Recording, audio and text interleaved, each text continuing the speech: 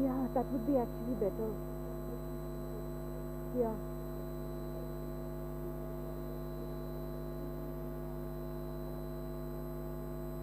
Hand mic better in picture, huh?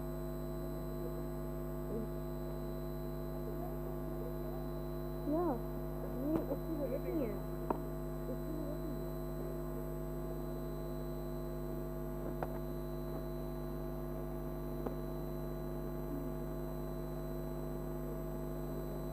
And is it on? Thank you.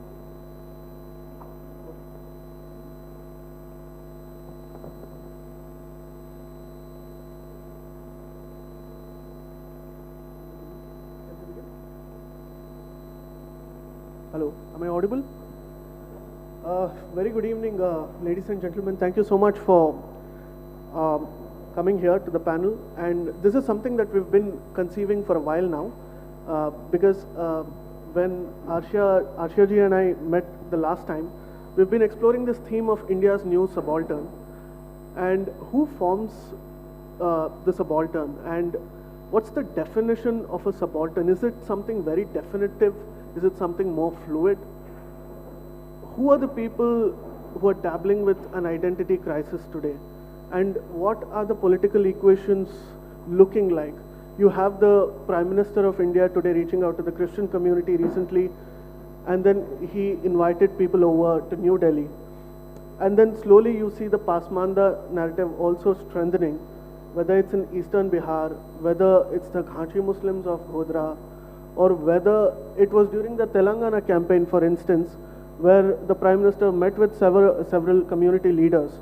So I think largely the literature that we've studied and the experience that we've lived, whether it was with India's policy towards the tribals, towards the Dalit community, or towards minorities in India, it's always been a touch and go policy, is what I'd like to believe, because we've been experimenting with it over the years, and naturally because of government changes, you see those policy changes in which, and the nature in which governments deal with them as well. Now I have three wonderful women who've been commenting on it, writing on it, researching on subaltern issues in their own frame, in their own areas. Prema Thiruvapati is from Hyderabad, and she is a Dalit activist and a researcher, and she's done some fantastic work in the past. She's also fought on the ground against forced conversions, against love jihad, for instance, and she's somebody who is a perfect blend of brains and bronze, if I would say that. And it's not an easy life that she has lived through, and I won't put words into her mouth. Rather, I would like her to tell her own experiences that she's lived, not just as somebody who's fighting for the cause, but also being a Dalit herself, right? Prerna, thank you so much for making it here. We are very privileged to have you here. And Rimjhim is, I'll get her introduction wrong, and that is what she'll accuse me of, but she is currently a political consultant, but she's been a former journalist working with several media organizations. She's also dabbled with policy making. She's worked with several state governments and with the union government at a certain capacity. And Rimjhim has worked extensively with the tribal communities of Madhya Pradesh and the Northeast, where she lived for quite some time. And when I was in Madhya Pradesh recently during the elections and I got to meet Rimjhim, she told me how she met with the victims of Naxal violence, the left-wing extremism violence in Bastar and Jagdalpur. And she has carried out those stories on her social media and in publications. And she has been covering these issues extensively. Thank you so much for making it here, Rimjhim. Arshia, less said the better. She is the rising superstar on not just on social media, because I think the whole debate on Muslim modernity was somewhere lost in the transition. Arshia has lived most of her life in Kashmir, and she settled in Delhi a few years ago, and she's seen the violence in the valley up close, and she's somebody who's an academic by her profession, and she also writes for magazines like Swarajya and The New Indian. and she's written on many issues, not just related to Muslim modernity, but also that deals with India's subaltern. Thank you so much for being here. And I would just like to begin by asking, especially with the whole Dalit narrative that was there, at a certain point, could we assume that the Dalits were assumed to not have a Hindu identity, or rather that they... Conversation always goes towards reservation. The Hindu identity of Dalits has to be acknowledged by each and every one of us, because despite the struggle, despite the forced conversions, these people, the Dalit community, chose to remain Hindu. So I think, questioning the Hinduness of a Dalit is extremely demeaning. This is my personal, take on this, because imagine what all they might have gone through, despite the untouchability, despite everything. Even after the affirmative action, even after, reservation, the tag of being a Dalit is never going to go away from an individual, no matter how educated you are, no matter, how good you're doing financially. And I have experienced this firsthand as well, because as a Dalit, even if you reach, academic excellence or make it in your profession like really well, you'll still be seen as somebody, oh, they must have gotten into that institute, or they must have gotten to that place where they are today because of reservation. So you're never going to be good enough. And people who tell me that, oh, I don't believe in caste, that is the biggest disservice you can do to the Dalit community. Please do not say that I don't believe in caste. And most of the people who even say this, that I don't believe in caste, are the upper class people. It's the upper caste. You will never hear a Dalit or an OBC person ever say that no, caste doesn't exist. It is a harsh reality. It's been there, it's still there, and I don't think it's going to go anywhere, seeing how things are going. But with the new government, with what is happening now, is at least Dalits are given a place to speak, and now they are more assertive. Earlier, it would just be like, oh, you're a Dalit, so Jai Bhim, Jai Meme. Again, that's an oxymoron, just like Dalit, Muslim, Dalit, Christian. So Jai Bhim, Jai Meme, I don't understand that. That's the biggest, lie or farce that, we can come across today, politically speaking. Because I don't see there is any bhaichara between Dalits and Muslims. And I come from a place like Hyderabad, Bhagyanagar. And in Hyderabad, you will see riots. It is the riots 101. So when riots happen, it's the Dalits who get into the fights, and they get jailed, and they get killed, and everything else. I think Arshia ji and I were discussing yesterday, the biggest example, recent example of there is no Jai Bhim, Jai Meme is, there was a Dalit boy, a young Dalit boy, Nagaraj, who had fallen in love with a Muslim girl, and they had gotten married. And I think after, within the first week of their marriage, he was stabbed, he was hacked to death in the middle of the road, CCTV cameras, people walking around, everything. In the middle of the road, two of her brothers, the bride who was a Muslim, her brothers just hacked him to death. So where is this Jai Bhim, where is this Jai Meme? I don't see it. And I've got several examples like this, because I travel to rural areas, I interact with people, and I try to understand the core behind why they convert. Why are they converting either to Christianity or Islam? And in Andhra and Telangana, where I come from, the conversion happens more to Christianity, because, the way the missionaries work in both these Telugu-speaking states is, it's very organized. So to try and understand why they convert, and I don't even blame them that they're converting, because of the discrimination that they face.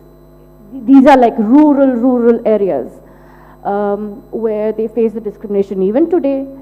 And Rimjhim and I were also discussing, where they just start to believe in the victim narrative, where they're like, okay, this is our fate, this is destiny, they're going to always treat us like this, and that's okay with, we are okay with it as a community.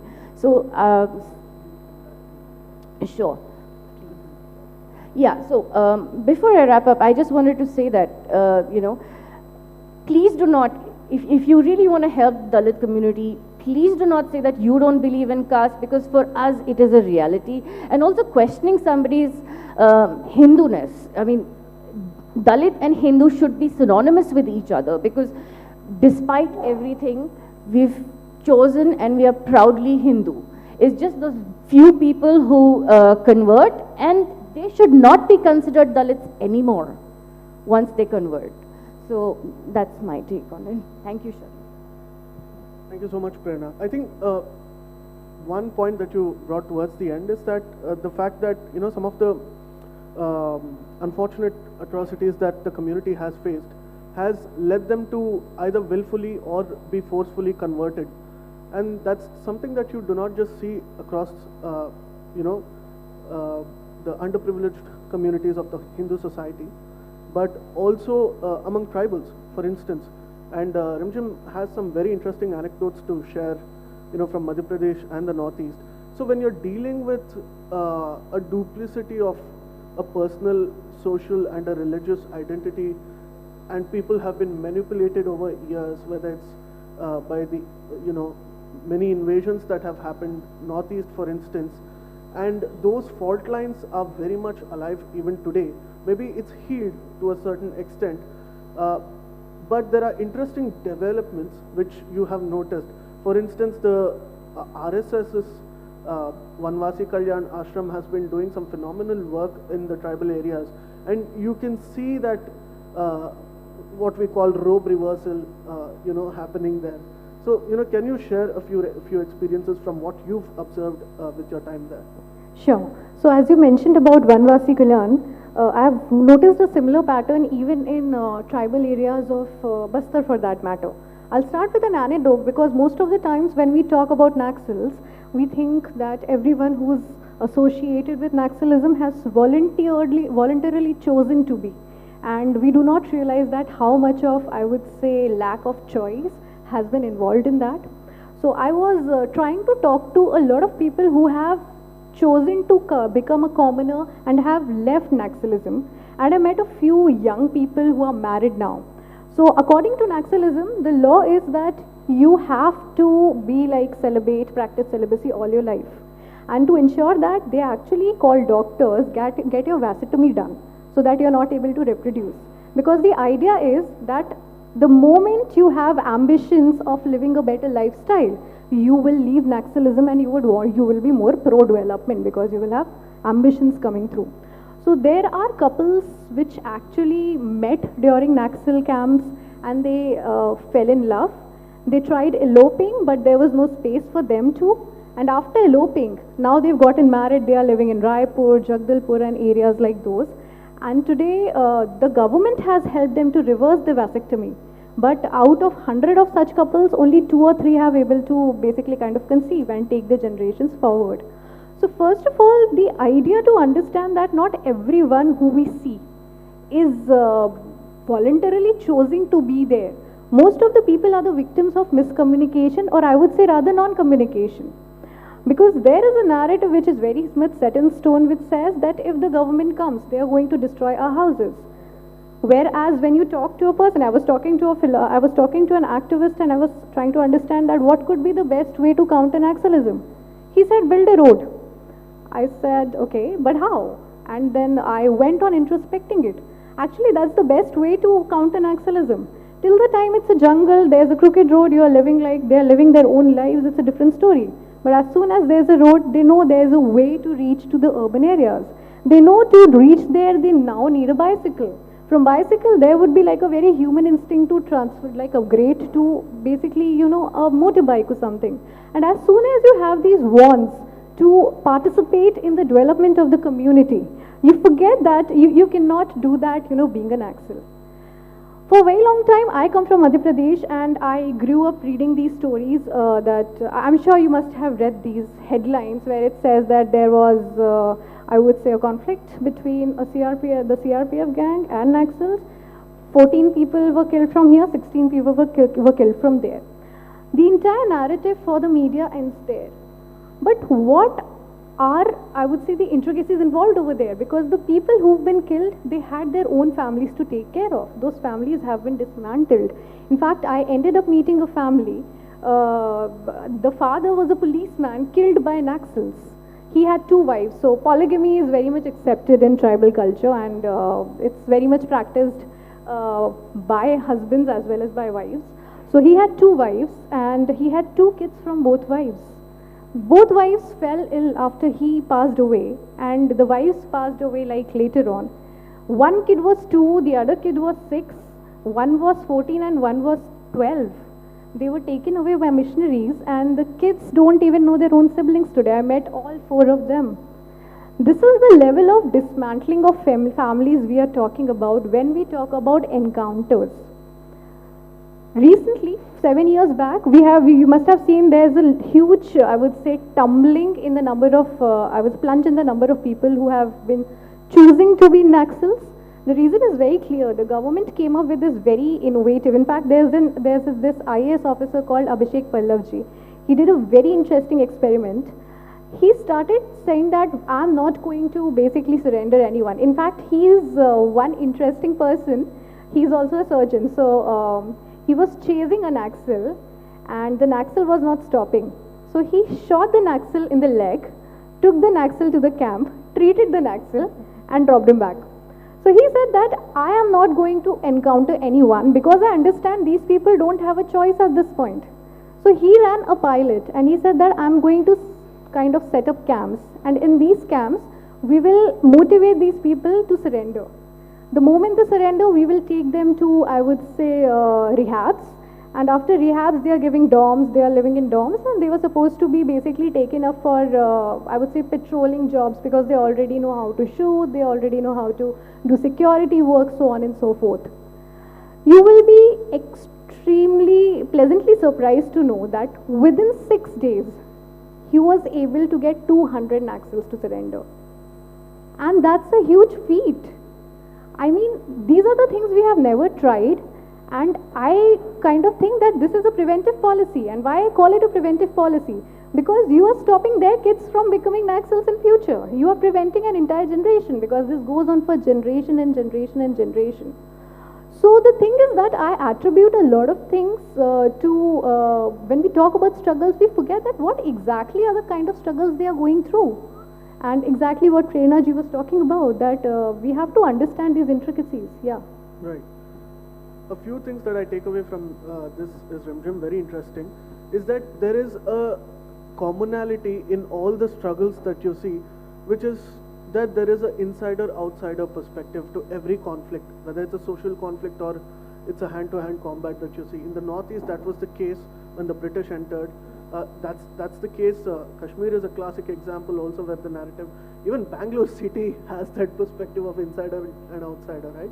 And we've been dabbling to tackle this. And that brings up another point of how do we really achieve social inclusion? Social inclusion that is seated in some amount of permanency, if I may say so. Today we may be able to douse the fire, but how can you assure that the fire does not re-emerge once again? De-radicalization is a problem. The intelligence officers that I've spoken to, not just in India, but even in Canada and different other countries, they go all the way to Syria, they fight, they come back, but how can you really be sure that they've been de-radicalized? And I think this opens up several, Pandora's box, because also this, how is there a certain element of unity and disunity, as a result of the policies that are implemented, in some of these places. So especially the case of Kashmir and the Muslim community, they've been pigeonholed for a long time by successive governments. But you see some very interesting developments happening for the first time. And you're somebody who writes on this. So how do you see the identity transformation of the Muslim community today in India? In India or just Kashmir? We can start with Kashmir and we can connect the other dots. Okay. So, you're talking about the emergence of the new subaltern. And Kashmir's narrative has been such that the voices... Okay, I'll try my best. No, it's okay. It's okay. The Kashmir narrative that usually comes out from the media is that stereotyping of Muslims as all of them as terrorists, that all of them were complicit in throwing the Kashmiri Pandits out or ethnically cleansing them, or as the Kashmiri Pandits say, they're genocide. I am nobody to correct them, so if they say it's a genocide, they can. But then over the course of 30 years, people forgot that we were victims too. Today, incidentally, happens to be 21st January. 2 days back, 19th January is supposed to be the start of the exodus of the Kashmiri Pandits. But then people do not remember today that today, 21st January, is also the anniversary of the Gour massacre. In front of my house, me and my husband, we were 15 years old then, we witnessed it. So this narrative that we were pro-India, we are Indians, this was completely lost in all the conflict that emerged, the news that emerged, and the media that was reported. And today, as India is battling misinformation, there's a disinformation war going on, those voices still haven't been tackled, right? I heard Prema ji talking about the Dalit Muslim oxymoron and all, and how they are being forced to confront their identity, right? We have had this ambiguity of identity because of Article 370.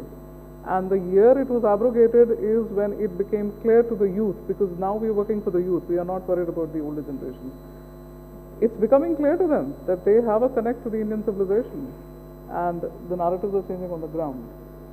But I am somebody who is very pragmatic and realistic. We can't be complicit in the fact that the media is showing us that the infrastructure is changing, that there are these tourist postcard type videos coming out, everybody is happy, the economy is flourishing, we are getting a European kind of smart city there. No, it's a garrison state, it will always be a garrison state. The exodus of the Kashmiri Pandits is the 7th one. I hope it is not the final one. We are trying our best to get them back. But if it's happened the 7th time, then there is something really wrong there. So we cannot be complicit in the fact that peace is coming back. It's never going to come back. There is a thing about Islamism, political radical Islam, which is very different from spiritual Islam. Islamism never dies away. It bides its time. If you study Egypt, the Muslim Brotherhood, they started in the 1950s and slowly waxing and waning. Today they are in the US Senate. You can see the senators there. That's the Muslim Brotherhood. So Islamism never goes away. What we can do is, we can hope for peace, we can work for peace, but remembering that it is a buffer state between the enemy across and the mainland India. Like, we are bearing the brunt of the conquest again and the invasion. So इसमें क्या हुआ है कि जो actual voices हैं, like people keep telling me, we've never heard of Muslims like you. We've never heard of Kashmiris like you. For them, this perception is that they are all aligned to Pakistan. No, we are not. I am a missionary product. We have had, convent schools there. The missionaries set up schools there, right? And we owe a lot to the missionaries there as well. But we have this connect with the Indian mainland too. I was just listening to a talk in the other auditorium. Basha Sumbli, she's the character who plays Sharda Pandit in the Kashmir Files. And immense knowledge, excellent knowledge. I think she makes her ancestors proud. She was quoting Bilhan. Bilhan is one of our foremost scholars. Abhinav Gupta is somebody we're very proud of, right? And of course the Raj Tarangni. We are the only state with an uninterrupted history that goes back to the Mahabharata war. King Gonanda I fought in the Mahabharata war, blessed by Krishna. So, this state, which has an uninterrupted connection, unfortunately, mainland Indians don't know much about this state. There's a lot of dearth of knowledge of geography, there's a lot of dearth of knowledge. I mean, we have to teach you that, we have had Sharda Peeth, she was talking about that. That here sitting in Karnataka, she had to repeat to people that, there's a Sharda Peeth, there are shloks and everything. So that's there. So I feel the Islamists took advantage of the fact that we were not connected. We had this dearth of knowledge, and that needs to be rectified. But it's never going to be peaceful. That's the contrarian view that I keep writing about. And it's always going to be a military zone. It has to be a military zone because Islamism is the problem and it's never going to go away. So I hope I did cover up. Now that they're connecting to the Indian Muslims, the same thing is with the Indian Muslims. This technology that is making inroads, and I divide the Muslim world into three. We have, of course, the West Asia, Arab world. We have the European Muslims. They have immigrated. That would be North America, Canada as well. There's a lot of change coming there. And of course, then we have the subcontinental Muslims, not just the Indian Muslims. It's Bangladesh, Afghanistan, Pakistan. There's a common strain of problems going in the whole world. Indian Muslims are very surprised to know that there is a mosque in Berlin. It's called the Ibn Rushd Goethe Mosque, and it's run by a woman called Sefris Atiz. She leads the prayers. It's a mixed congregation, mosque. Women and men वो सफ़े में इकट्ठे खड़े होकर pray करते हैं. Secondly, it is also inclusive mosque. It welcomes LGBTQ too. It's one of the only mosques in Europe. They are replicating the chapters there in all the European cities. I think Sweden is next, Stockholm, and wherever there's been this problem of writing and everything. And North America, of course, yes, in Washington DC, there's a mosque like that. Now, India, you'd be surprised to know, Maulana is building a mosque in Jharkhand like that. So, I am keeping my fingers crossed what will be the reception. A woman leading prayers. Any change that will come, it will start from the West Asia, Arab world. You must have all heard about Prince MBS Mohammed bin Salman making changes. I am skeptical of the changes. It's for somebody who's been a victim of Wahhabism that came post 1979, a very important year for the Muslim world, the siege of Makkah, 1979 Iranian Revolution, and of course the Afghan Soviet Jihad. Just a spillover, we had to bear the brunt, Kashmir, in 1989, 10 years later. So I am skeptical of the changes that are there, but then he is declaring that certain hadiths have to be abrogated. He is getting, he's sprucing up Arabic society with concerts and everything. But we must not forget the fact that he hasn't allowed Raif Badawi, the most famous dissenter in Saudi Arabia, to fly and meet his family. And then of course there's Jamal Khashoggi's murder, still unsolved.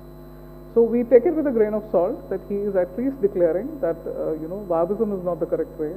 I'm glad we are great friends. India and Saudi Arabia are making this. We just had this quota of Hajj pilgrims and everything. So that on the diplomatic front we're doing well. Even for that matter, Sheikh Zayed, UAE is building its first Hindu temple. So that's there. Right. The change is going to start from there. It will go on with the European Muslims. Of course, they always lead the Renaissance, the Enlightenment and everything. The Indian Muslims are still under the influence of the elite Muslim intelligentsia, which unfortunately emanates from the land which was the birthplace of the idea of Pakistan. That would be Uttar Pradesh, that would be Aligarh Muslim University. They're still not ready to deal with reality. Anecdotally, the kind of solutions that I bring to this, for me, it's always that I love the Hindu tradition of Charvaka. You have the Charvaka tradition. I don't believe Nastik, you're still a Hindu, right? Everyone's missing Kushal here. Now, when Rimjhim was talking about these Naxals that they are, forced to, for us, we've had child soldiers in Kashmir as well, forced to get into it. There is something called Takfirism. Ism is what I added. Takfiri is when you pronounce somebody is not Muslim enough, and I have borne the brunt of it. Like, I'm not Muslim enough for certain sects, right? Forgetting the fact that if we really go to the spiritual aspect of Islam or the core message of Islam, I am free to interpret it in my own way, right? But the Takfirism has taken root, and of course then we come into the area of blasphemy, and we come into the area of justified murder, wajibul qatl, right? So I am perfectly justified for murder. In fact, somebody who murders me, they'll have a mausoleum built for him, right? So that's what the West Asian MBS is trying to do. Yeah. And Indian Muslims ke liye, they will have to come out of that. They will have to first define that do they really need to, since they are living with majority Hindus, that assimilation has to be there. Right. Now everybody forgets the fact that 174 million Muslims are not a monolith. You have the Mayo Muslims in Rajasthan, they are completely, I got a type, haven't stopped yet. I keep questioning. It hasn't convinced me.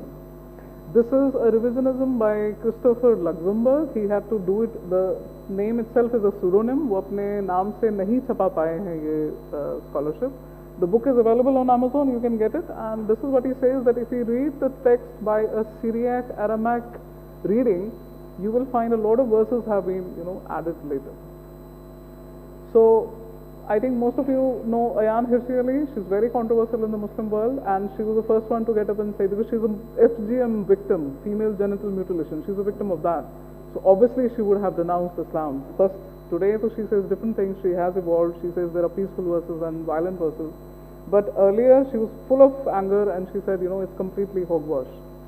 So, she is the one who's come up with the Reformation thing, and she says, yes, there are peaceful verses, but there is a possibility that violent verses could also have been there. But if you start speaking like this and standing in Aligarh Muslim University and saying this, there is a chance that you're going to be threatened, or you're going to be, there's going to be bloodshed. So that's there. Critical thinking is missing. We committed intellectual suicide in the 12th century. Unfortunately, colonialism, British imperialism, Western imperialism, the Arab world insulated itself. I saw the same thing happening in Kashmir. Once, this Afghan-Soviet jihad, the spillover started coming to us. We used to be very free. There was not even a single burqa. My grandmothers, they used to go in a shuttlecock burqa to attend the mosque sermon. They had given it up. When we used to ask, kabhi trunk khol ke, hum log khol ke dekhte the, ye kya hai dadi? So she would say, ye humne choda hai. It's like rural women wear this now. But the 1990s saw that, the mandatory veiling. And my friends were acid attacked. They were kneecapped. And we used to have these posters on the poles saying, Kashmiri Pandit girls should be wearing the bindi. They should have a mark. Kashmiri Sikh women should wear the kada, so that they can be distinguished, so that we can make out, the militants wanted to make out that this is the Kashmiri woman and she's not veiling up. So that's there, the spillover of it came. Yeah. I was one of the first people to write in a Pakistani portal, The Nation. I was discovered by a Pakistani journalist, incidentally, when I signed up on Facebook, and I spoke about this mandatory veiling. And 2015 May, I was the first one to say, yes, this has happened. This is the Pakistan ISI doing this. It's a Talibani kind of thing which has come to us. And this is not our culture. If you see the Kashmiri women, we used to be peasant women. We used to work on the land. So like every other culture, you tie up the scarf here to bend down and work. You cannot have anything covering your face. And that's been our culture. So it's completely alien to us to, cover the face and everything. So that's our traditional dress. We tie it up. You can see Moroccan women, you can see Turkish women, you can see any other culture. When you bend down and work on the, आप जमीन पे काम करते हैं, तो आपको naturally एक scarf tie करना है. Very free and liberated women. We've had great, I think new media is coming up. We're getting our heroes. Queen Didda is going to come up. I think there's a movie going to be made on her. And like I said, Raj Tarangni, uninterrupted history to the Mahabharata war. We've had very shrewd queens, Kota Rani. You would love to hear the story of it, how she killed a king, married a king, put her son on the throne. So, we've had, I come from those ancestors. And it's unfortunate to see what has happened to the valley. But tying up with the Indian Muslims, the Reformation has to, they will copy, because we always copy. We copy the West Asians. We have been copying the Arabs. We are fascinated by what the European Muslims are doing, because, we still have this invasion and conquest car. So when we see this rioting happening in European cities, we think we are getting back at them, not realizing the fact that it's creating other problems as well. Right. So the Reformation that you talk about is going to come from there. I am hoping to do something this side, meeting and networking with a lot of progressive Muslims, but they are not going to come forward. The we unfortunate still thing don't is that have they that. won't be able to enjoy That's the the modernity. subaltern I was talking about, the subaltern within the subaltern. The definitions changed over time, Yeah. all thanks to the left, right? And they are not going to come forward. They speak to me with this condition that I'll change the name, the location, and the profession. Right. And there's a common strain to all of the progressive Muslims that we need the Hindus. We are safe among Because of majority that, Hindus. yeah. They love this cultural resurgence of the Hindus. Yeah. Because the Charvaka tradition is there, they would love something like this in Islam as well. We have it, but we are not bringing That's it the back. tragedy of the common Kashmiri Muslim, at least today. And I think the story is similar and spreads across different communities across India, is that although people seek modernity, they seek more rights and freedom. Unfortunately, circumstances won't allow them to enjoy it. Today, because of Article 370, you see, things slowly changing up. But eventually, it's the people who need to, take it forward from there. The sentiment behind Article 370 was that it's their identity. Not realizing the fact that me, as a Kashmiri woman, if I had married outside, I would be losing all inheritance and everything. Yeah. That's an injustice, right? Yeah. So people keep forgetting that fact. People don't remember that the Valmikis got empowered. People Yeah. don't remember that the Safai Karmacharis, West Pakistan refugees, they couldn't Absolutely. vote. The Valmiki's daughter, even if she was a PhD, she could only apply for a menial job. Correct. Look at the injustice of it in the 21st century. Correct. Right? And in the case of West Asia, at least MBS you were mentioning, because he's become the blue-eyed boy for every reformist, it's almost the privileged who are enjoying the privileges of it. If we look at it, perhaps it's a point where they start slowly opening up. Let's hope for the best. And what this brings me to is the issue of representation, because especially with the Muslim community and with the Dalit community as well, the issue of representation has always been questioned. And in the case of Hyderabad, I think both these identities converge, wherein you see MIM performing very well in certain parts of Maharashtra and even eastern Bihar near Kishanganj. So you see the whole set of narratives, intertwining. So how do you observe, some of these developments, and how do you put into context the changes that are happening today? If we were to, wrap it up, we'll have a couple of minutes each. I think we're running out of time, and then we can wrap it up with that.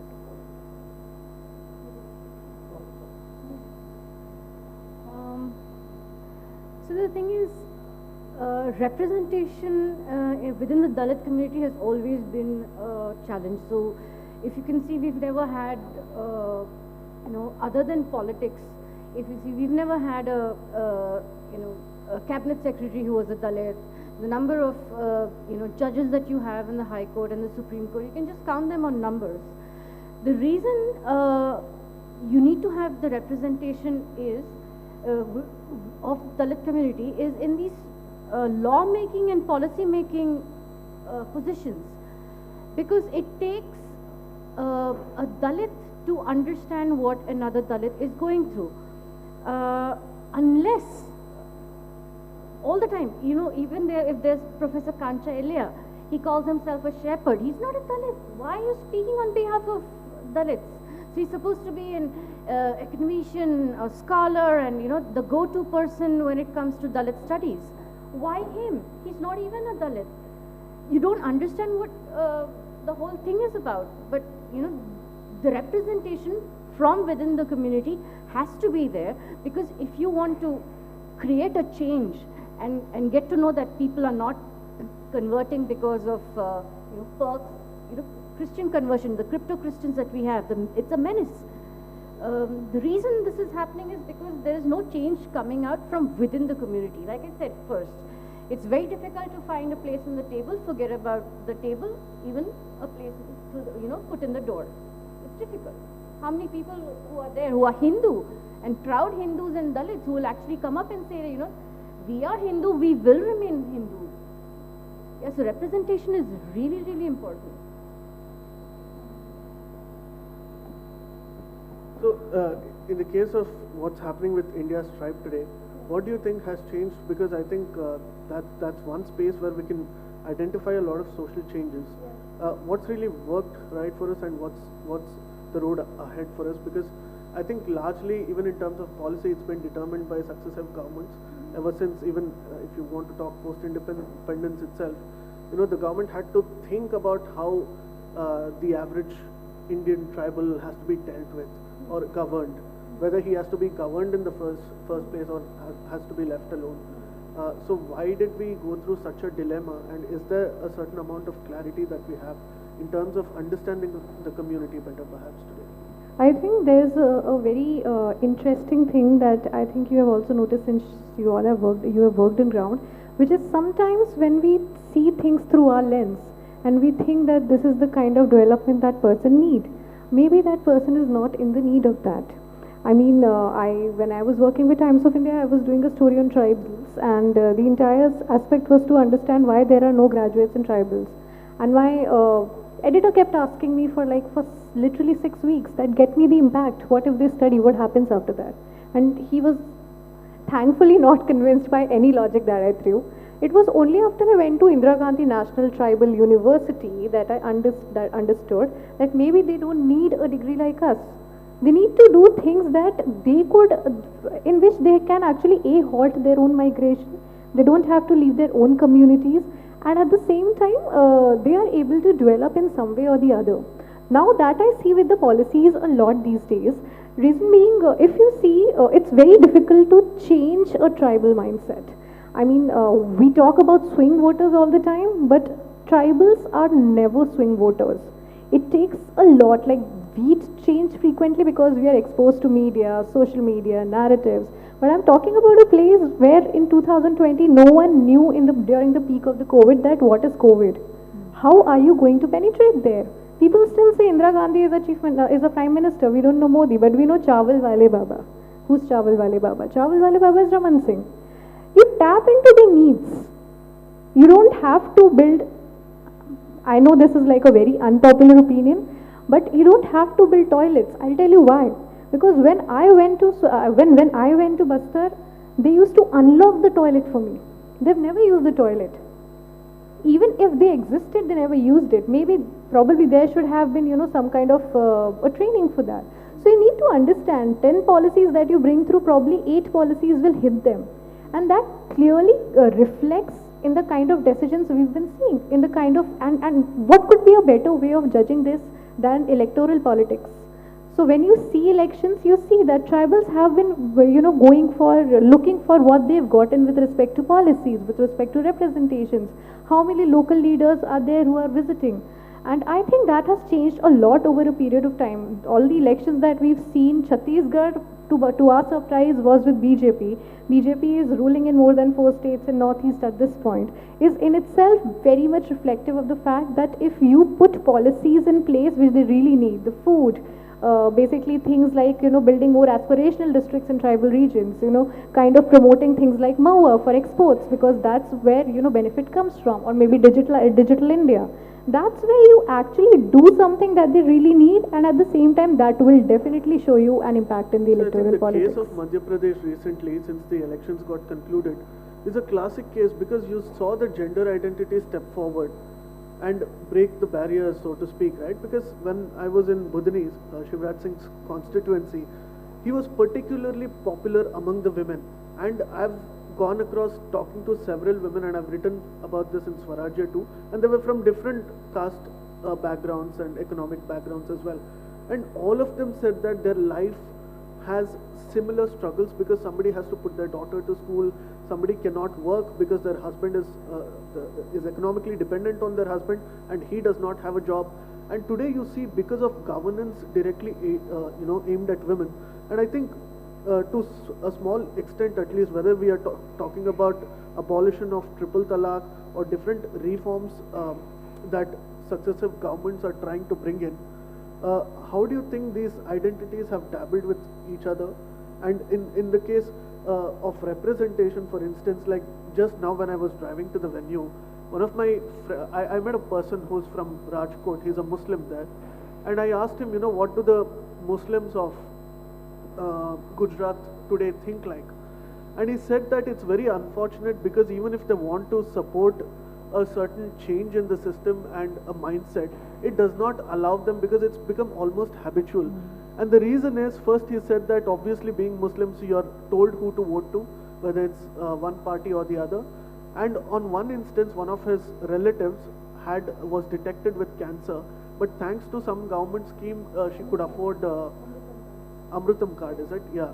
She could afford chemotherapy, and then she got well soon, and he asked his aunt whether he'll vote for the BJP then. She said, no, hum to waise nahi kar sakte. It's the same in Kashmir.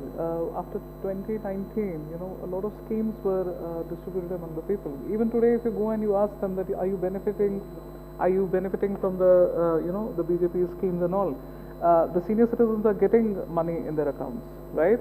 And the women are the free LPG cylinders and, social security, startups, a lot of startups are there. On paper, there's a lot of schemes. But if you sit with them, that this perception that the government is the BJP is the Hindu, right? And over a period of 30 years, so it's almost like a derogatory thing to say, why would you even think that I would vote for them? Right. That is going to take a lot of time to change.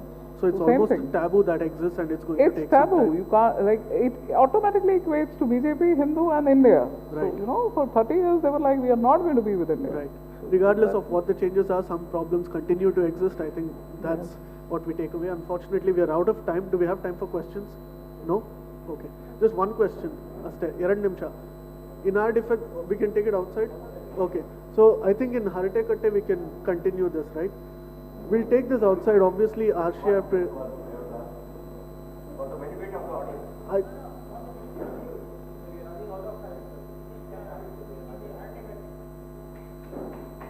Okay. Thank you so much. A round of applause, ladies and gentlemen.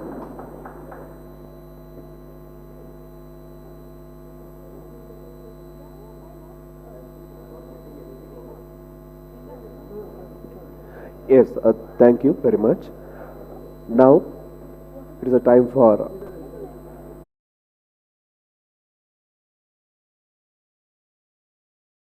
Pratap sir. ದಯವಿಟ್ಟು Sujit Pratap sir ಅವರು ಬಂದು ನೆನಪಿನ ಕಾಣಿಕೆಯನ್ನ ಅತಿಥಿಗಳಿಗೆ ಕೊಡಬೇಕಾಗಿ ಕೇಳ್ಕೊಳ್ತಾ ಇದ್ದೇನೆ.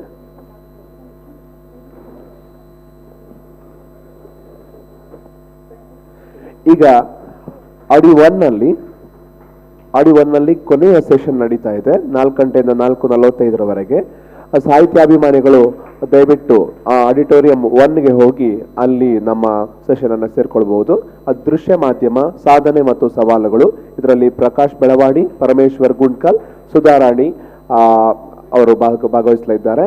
ಕಾರ್ಯಕ್ರಮವನ್ನು ನಿರ್ವಹಿಸುವವರು ದಿವ್ಯಾ ಕಾರಂತ್ ಅವರು. ಅದು